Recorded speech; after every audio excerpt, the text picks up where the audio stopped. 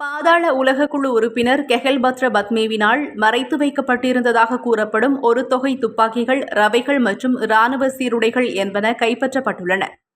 கம்பஹா மாவட்டத்தில் நடத்தப்பட்ட சோதனையின் போது ஒரு வீட்டில் மறைத்து வைக்கப்பட்டிருந்த நிலையில் இவை மீட்கப்பட்டுள்ளதாக மேல் மாகாண வடக்கு குற்றப்பிரிவின் தலைமை ஆய்வாளர் லிண்டன் சில்வா தலைமையிலான குழுவினர் தெரிவித்துள்ளனர்.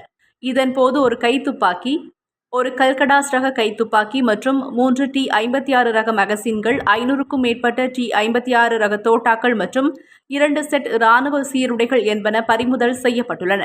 பாதாள உலகக்குழு உறுப்பினர் கெஹல்பத்ர பத்மே உள்ளிட்ட குழுவினர் இந்தோனேஷியாவில் வைத்து கைது செய்யப்பட்டு நாட்டுக்கு அழைத்து வரப்பட்ட நிலையில் தொடர்ந்தும் விசாரணை செய்யப்பட்டு வருகின்றனர்.